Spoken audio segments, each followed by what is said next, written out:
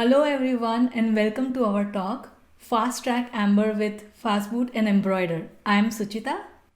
Hey there, I'm Thomas. So first let us do a little bit introduction for ourselves. My name is Thomas. I work at LinkedIn web framework team. And during my work, I interact a lot with Ember, and I also enjoy contributing to the Ember community. Outside my coding life, I enjoy making espresso drinks at home, and I'm also practicing latte arts. I also love playing games. My all-time favorite is the game Transistor, and I'm currently playing Final Fantasy VII Remake and has been loving it. And next, I'll hand it over to Suchita. Oh, thank you so much, Thomas. I'm definitely going to ping you after this for the latte art. And hi everyone, I'm Suchita. I'm a senior engineer at LinkedIn. And I'm also working with the web infrastructure team like Thomas. And outside of work, I'm a core member of the Fastboot working group. And in my free time, I love playing cricket. It's a game very similar to baseball and super popular in India. And I'm a huge mechanical keyboards fanatic. And here is my latest creation where I switched my Gator and Brown switch to Holy Pandas and updated with new keycaps. And also during the pandemic, since we all were working from home, I uncovered a newly found passion, which is gardening. Let me share a few creations of mine that I did last fall. I sliced up the tomato and planted it. And on day 67th, I started seeing the first blooms of tomatoes showing up. And rest is history. We had so many tomatoes that we had tomatoes in almost all of our recipes. And I also grew some Thai chilies in the last fall. So this is about us, what we do, and what we did in our free time. So now let's get back to our main topic, which is fast tracking Amber with Fastboot and Embroider. So last year, I presented the journey of Amber from 1.x to Octane, where we saw the paradigm shift that Octane introduced in the Amber community. This year, we will take you through a story of a team that migrated to Octane and are now looking to further improve their app with various aspects. We will first get to know the team and their requirements. We will then move on to understand how Fastboot powers the server-side rendering experience for the users. And then we will talk about how we can optimize at the build time with Embroider to further improve the user experience and also developer experience. And last, we'll talk a little bit on what is on the roadmap for Fastboot and Ember. All right, Suchita, should we get started? For sure. So now let's begin the story. So Zoe is an Amber developer who is super enthusiastic about Amber and is leading the web team of an awesome team at an awesome company that uses Amber.js as its framework.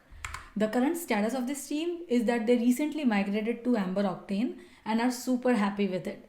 However, soon after they got a few new requirements, which is very normal in our industry, right? Once we finish one feature requirement, we get a new one. So that's what happened with these people, and let's see what were the requirements. So first requirement was to deliver faster content to the page. The next requirement is to improve the user engagement, especially for the countries with slower networks. The last requirement is to improve the SEO or the search indexing factor for a specific route. So looking at these requirements, the first thing that comes into our mind is server-side rendering.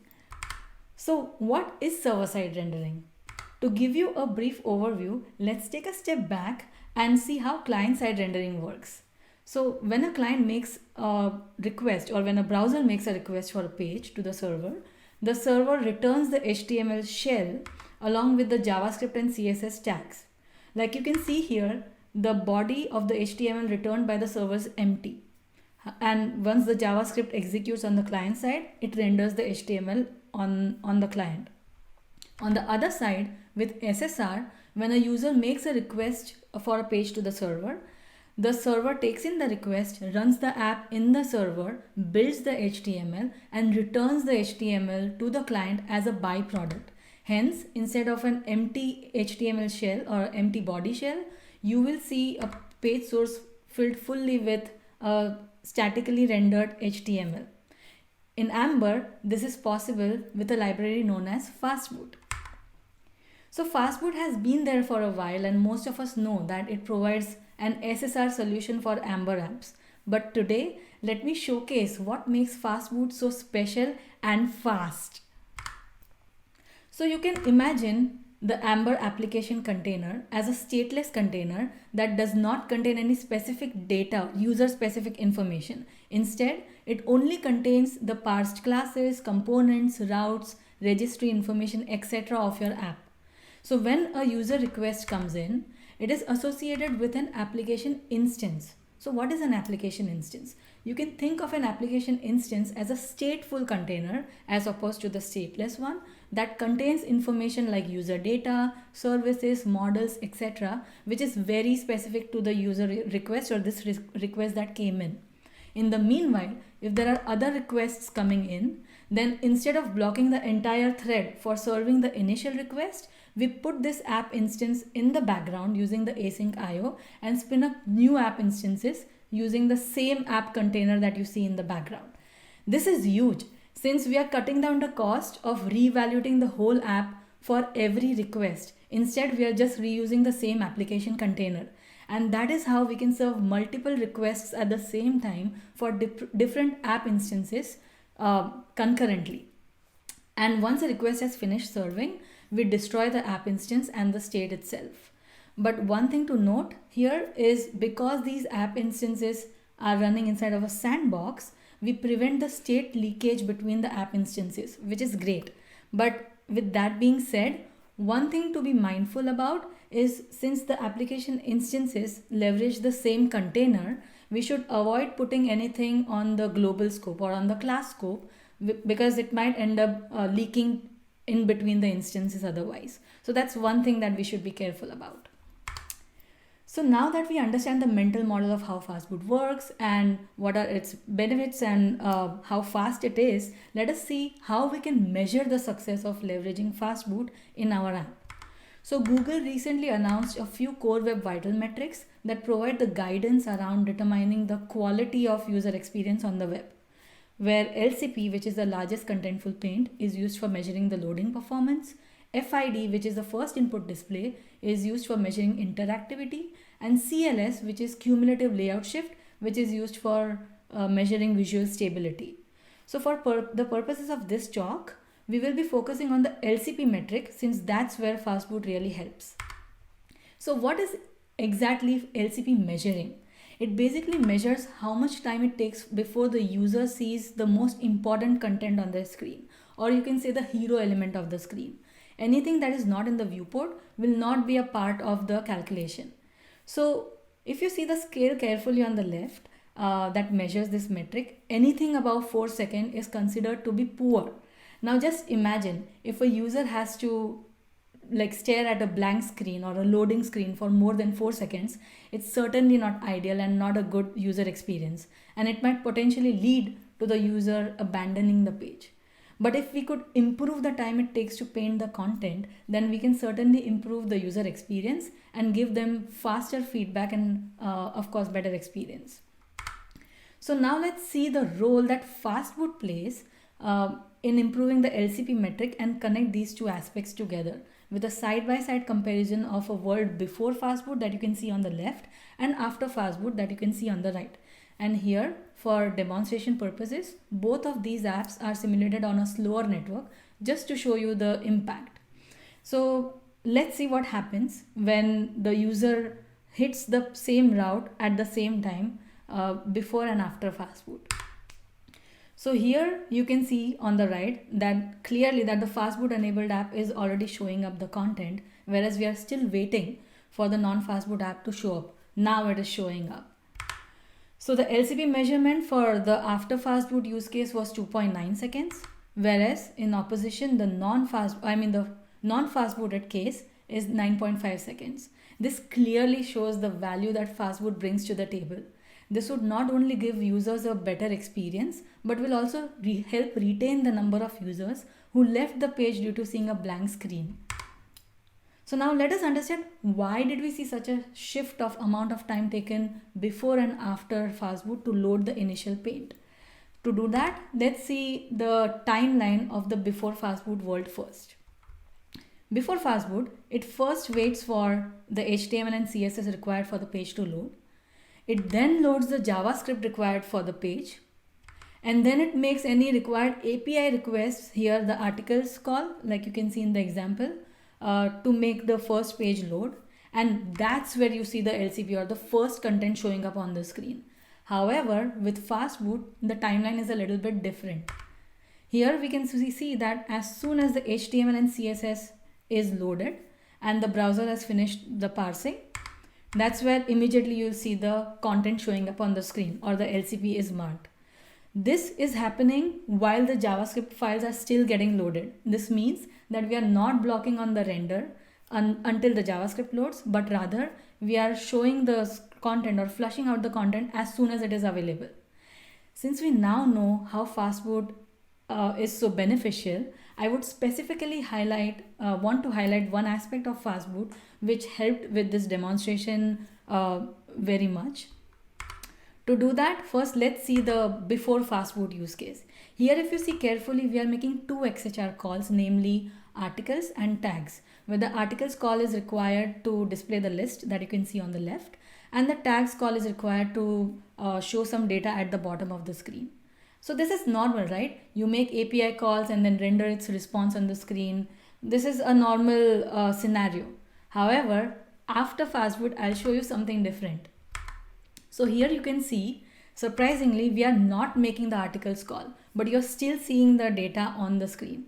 And just so you guys know, for the purposes of this demo, we have deliberately added this tags call as lazy loaded, just to show that Fastboot gives the developers a choice whether they want an API call to be made on the server side, or they want to lazy load the network call just on the client side. So, okay, coming back to our example, like we can still see the articles list showing up without making the XHR call. What is making this happen, or what's enabling this? That's where the concept of shoebox comes into the picture. So let me walk you through how shoebox works, and then I'll show you an illustration of how it looks like. So when a user makes a HTTP request, Fastboot receives the request, it runs the Ember app on its side, and then it begins the process of serving the request. In the meanwhile, if the app has any API calls needed to be made for serving the initial page, which is articles in our example, then Fastboot will make that call to the data center, and the data center will respond it back with the data. And here is where the real magic happens. Now Fastboot will also store this API response in something called as shoebox. So now on the client side, when the app again loads and the time has come to make the API call for articles again, instead of making the XHR call, the client will query the shoebox instead and say, hey shoebox, do you have the matching response to this particular API request? And if the shoebox has a matching request, then it's just going to return there and there itself. So you can see the clear advantage here that instead of making an extra network call, we are eliminating that. Not only that, we are also responding with the data as soon as possible, like almost immediately. So the render time also improves. So now let's see, where do we store this information and how does the client get this information from? We basically embed the API response inside of the index.html itself so that the client can later query. And this is stored inside of a script tag named shoebox, which you can find here on the screen. So this was a little bit about what shoebox is and how it works in the nutshell. And all of this is great, right? We saw all of the awesomeness that Fastboot has to offer, but now we come to the main question. How hard is it to adopt Fastboot? Or how hard is it to adopt all of the concepts that I just showed you before? Do we need to make a lot of changes in the app? Well, good for you. It's super simple. All you need to do is run this simple command, Ember install Ember CLI Fastboot, and boom, your app is Fastboot enabled. We also have an opt-in feature for smoother rehydration on the client side.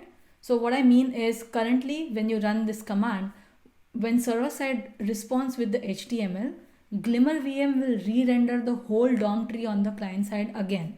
However, if you enable this experimental rehydration feature, which is experimental render mode serializes true, then Glimmer will only update the parts of the HTML that require any correction that needs on the client side. which means things will be faster if you start using this experimental feature. Now to leverage Shoebox, you can add a package called Ember Data Storefront and extend it in your application's adapter layer, which will do all the wiring required for your app to be Shoebox ready. So this is everything is awesome, and now let's see if the use cases or the requirements that the team had, if we were able to match that and address those. So let's do a quick recap.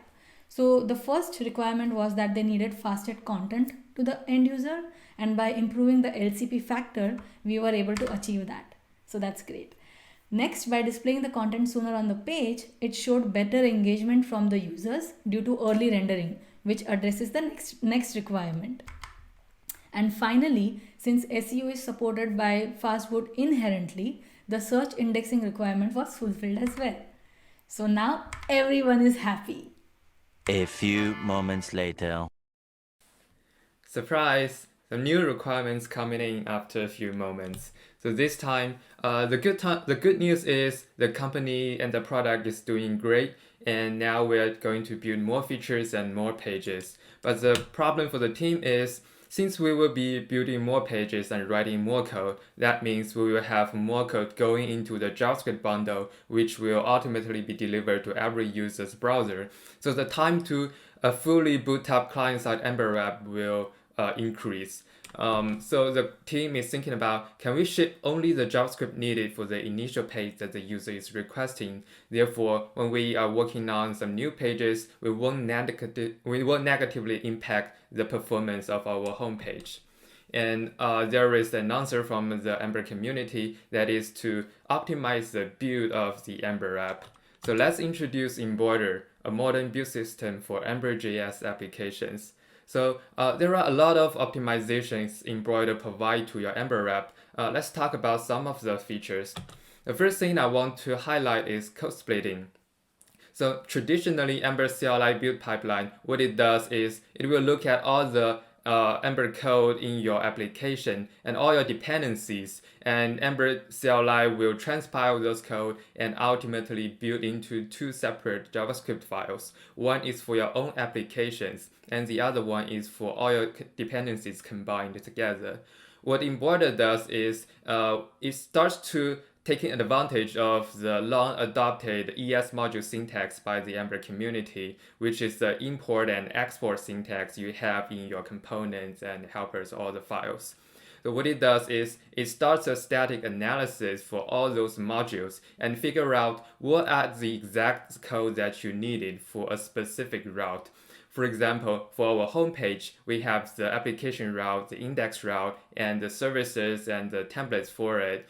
And for an article route, which the user won't necessarily go into for the initial visit, we can put it in a separate chunk, and all the components that's only used by the article route will go together into that chunk.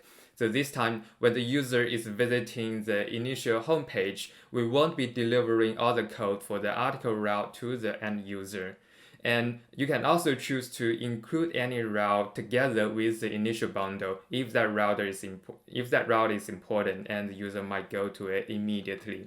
So the benefit of doing the route-based code splitting is we can deliver a smaller initial JavaScript asset to the end user, and when we are working on another route, we won't concern about impacting the performance for the homepage. The other thing I want to call out is tree shaking. So imagine you are using an Ember add-on which provides a lot of useful helpers or components for your Ember app. But the problem is not everyone is going to use every functionality provided by the Ember add-on. If you are only using two of the helpers provided the add-on, traditionally the Ember CLI will bundle all the helpers into a single JavaScript asset, which you won't necessarily need it. What Embroider does is it will analyze the import, what exactly are the methods, helpers, or the components you're using, and only package those into the final chunk, and only deliver those to your end user. So this is great. So now you may be wondering, how would I use Embroider? So let's see how you can enable Embroider to your Ember app. The first thing you need to do is, of course, install the packages from yarn or npm, and then you can start leveraging Embroider in your Ember CLI build.js, which is everything, the build happens for your Ember app. What Embroider does is it starts a multi-stage build, and the first two stages is to make sure all your Ember add-ons are compatible with the new build pipeline, and it compiles out all the Ember specific code. Then it can really start leveraging all the benefits from a wider JavaScript community. In this case, we're using the Webpack bundler to bundle all our JavaScript asset files. You can use the options provided by Embroider to progressively opt in to all the optimizations Embroider provides you. You can turn on the static, add-on, and helper component options to tell Embroider that you are not using the dynamic component syntax, so Embroider can safely perform the static analysis and build out all the chunks for your files. And then you can start enjoy the route-based code splitting by using the Embroider Router. What it does is it will read what are the routes you want it to split away. And then when the Ember Router is running, when it enters a new route, it will fetch those routes from the server. You can choose which route to split or which route to not split, so you will have the full control. And the benefit of enabling Embroider also provides you the ability to use dynamic import. So comparing to the static import, which is all the import statements you write at the very top of a JavaScript file, you can use an import that returns a promise everywhere in your component or any other JavaScript code.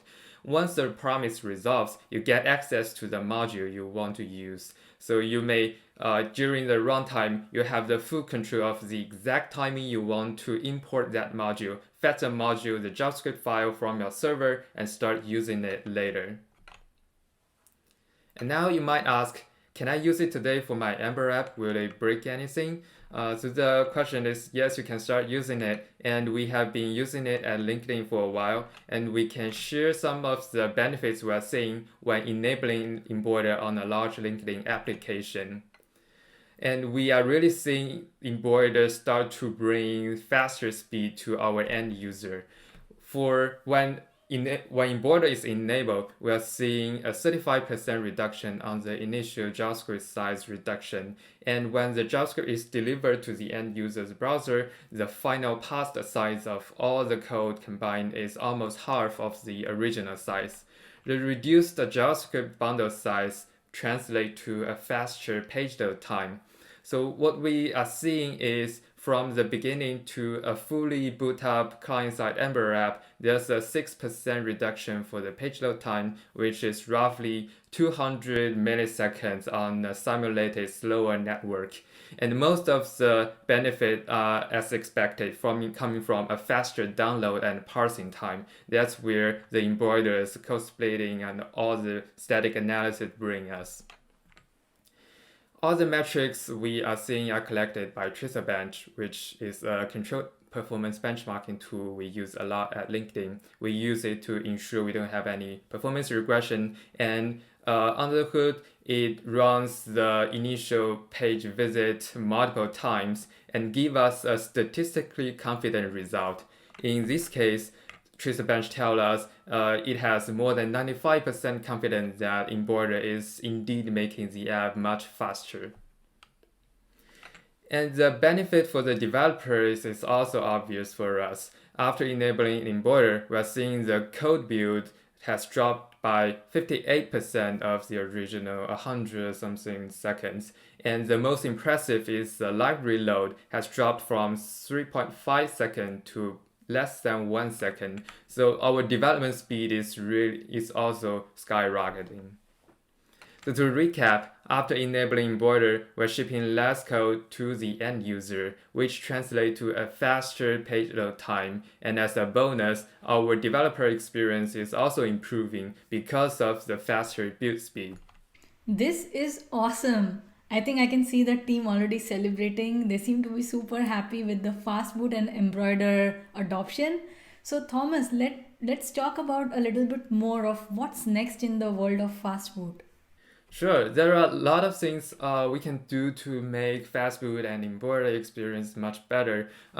So for a few things in my mind, we have a Fastboot app server, which is a production-ready out-of-box server-side deployment option for people using Fastboot, and we want to add worker threads to it so we can further improve the server-side throughput.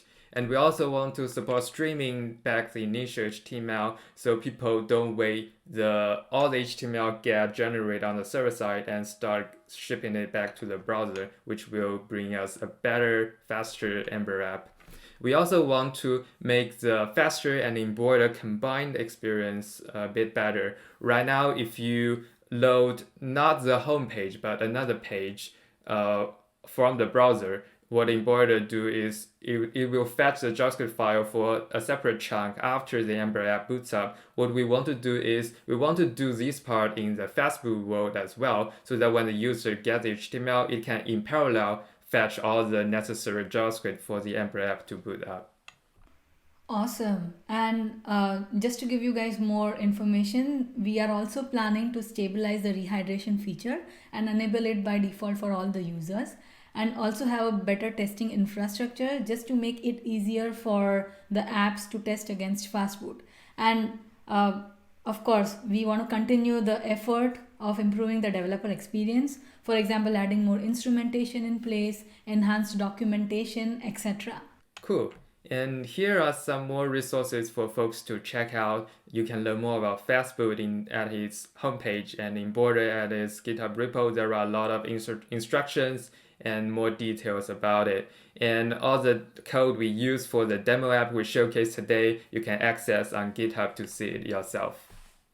And we really hope Fastboot and Embroider, these modern toolings, can provide better Ember developer experience and real value for our end user. And we really hope you are as excited as we are for the future of Ember. Oh wait, but that's not all. We have one more thing. What is that? As a bonus, we are hosting a virtual Fastboot meetup where we will do a deep dive on Fastboot and its various concepts and aspects. Please feel free to sign up for the meetup on amberfastboot.com, and we can't wait to see you all there. Thank you very much, everyone. Thanks.